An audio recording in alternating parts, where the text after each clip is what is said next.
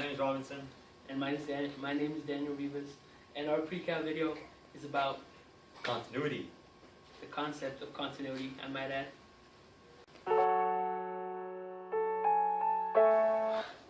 What is continuity, Robinson? Good question, Daniel. Continuity is a function or line that doesn't ever break.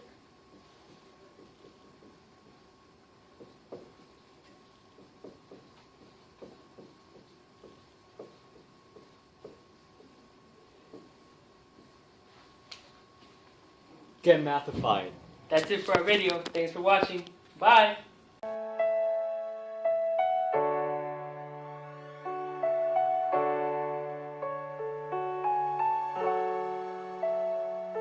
That wasn't actually our video. Mrs.Cerny, you should have seen her face.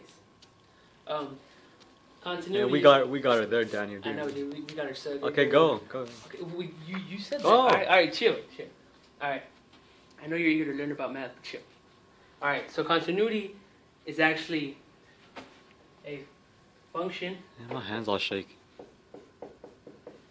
A function that has no gaps. No gaps, holes, breaks, or jumps of any kind. Of any kind, right? Yep. Any kind. You might be asking what a function or a graph that has continuity may look like. Chill. Sorry, bro, you're so attractive. I know I am, but we need to focus.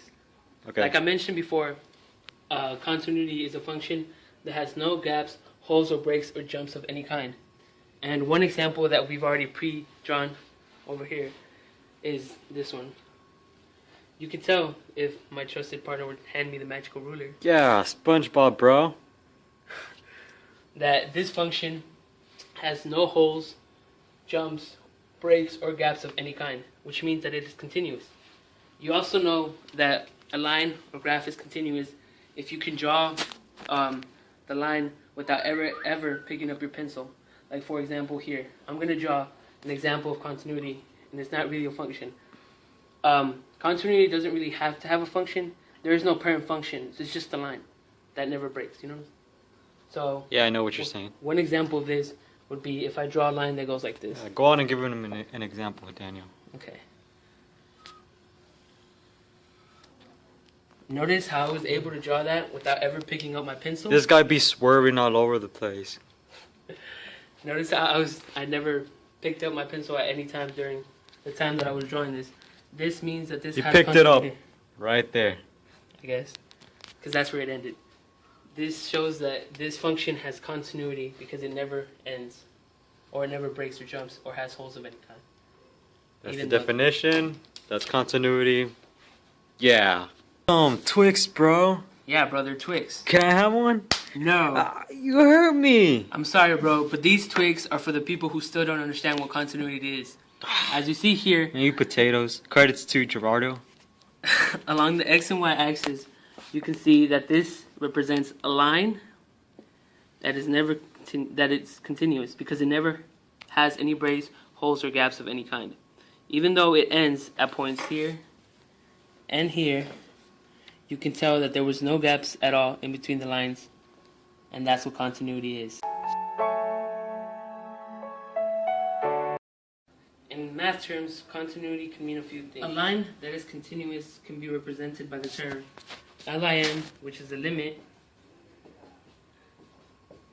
is equal to f of x if x goes all the way through a, which is all the real numbers represented in the function.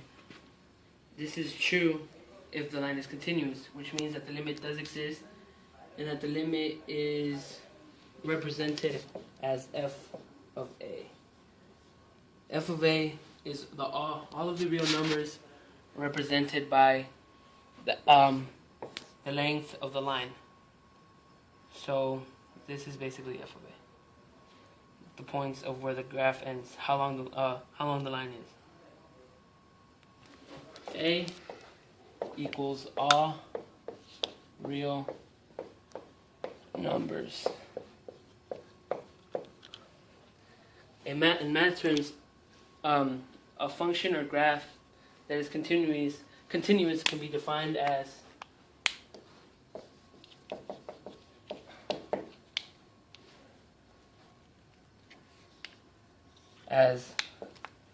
f of x is continuous at a, which is all real numbers, if LIM, in other words, the limit of x through a of f of x equals f of a. This is, I guess, the equation that you can use to define continuity, but it basically means that f of x exists is a limit, it's a restriction to the size of the graph, or the amount of how long it goes, you know. So this means that it goes through from x, it goes through a, which is all real numbers. An example of this would be this line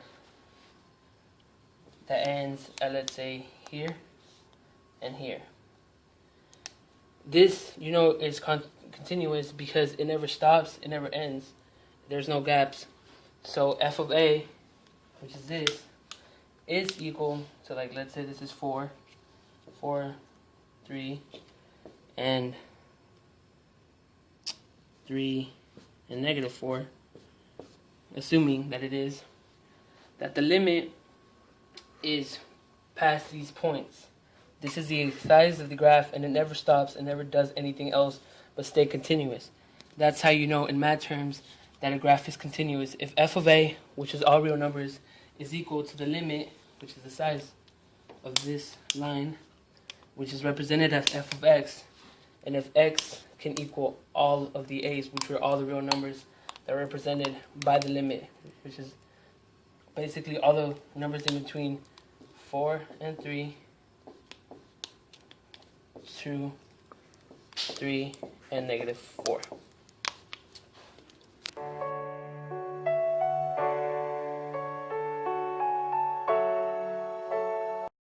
It's the concept of discontinuity. What is discontinuity? Good question, Daniel. Discontinuity is when a line that's continuous meets a gap, jump, break, or hole that stops it and makes it continue again. For example, right here in this graph, there's a continuous line going and it meets a hole in the coordinates 3, 3, and it continues again. Another example where you know if it's discontinuous or not is if you actually lift up your pen or pencil more than once to start the line again, as you can see here. So that's how you know it's discontinuous, because it stops at point 3, 3, so it's not continuous. What? There are 3 types of discontinuity: point, jump, and asymptotic.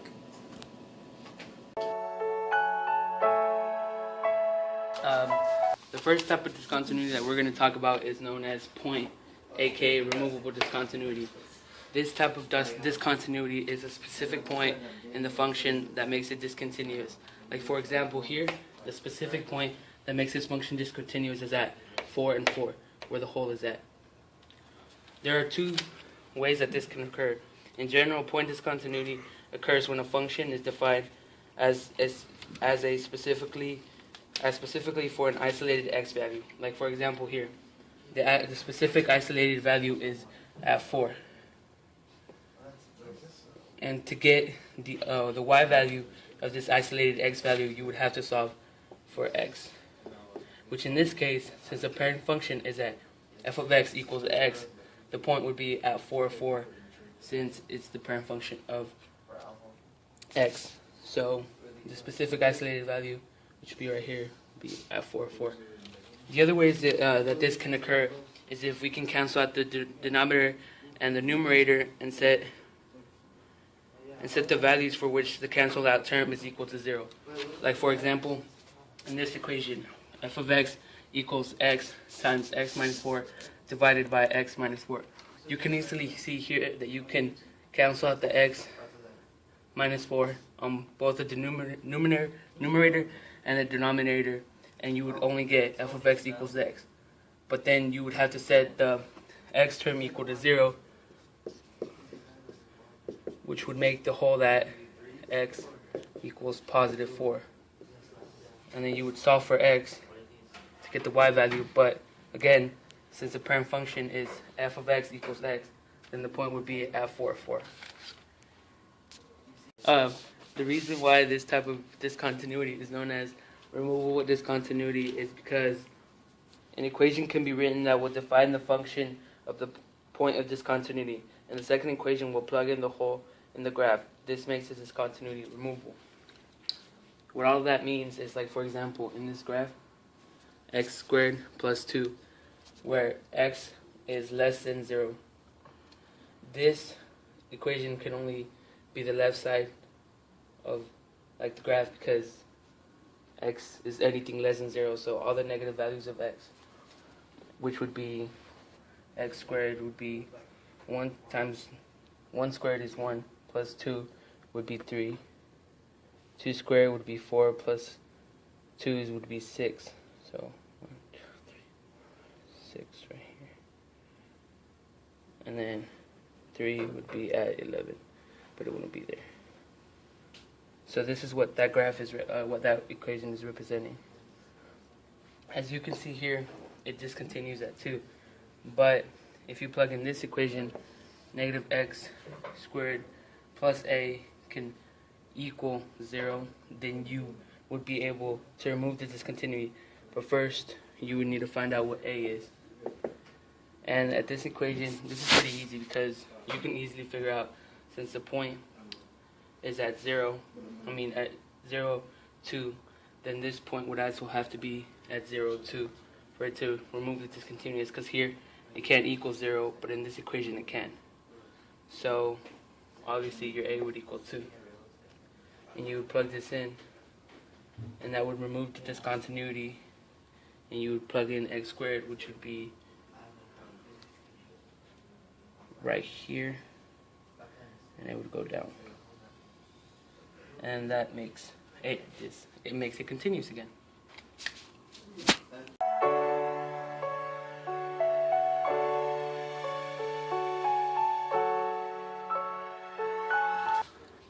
Asymptotic discontinuity is a type of discontinuity where the graph of a function reaches a point on the graph but does not connect to it, but it continues after. As you can see here, this line stops at, connects to this point, continues, connects at this point, but it still continues and is limited to the vertical asymptotes. Did he get in trouble? Well, I just heard about it. So jump discontinuity, also known as simple discontinuity, is two sets of functions graphed on a graph that can't have the same y's but can have the same x's. Due to this, it goes, the first function is graphed right here and it stops here, and it starts again.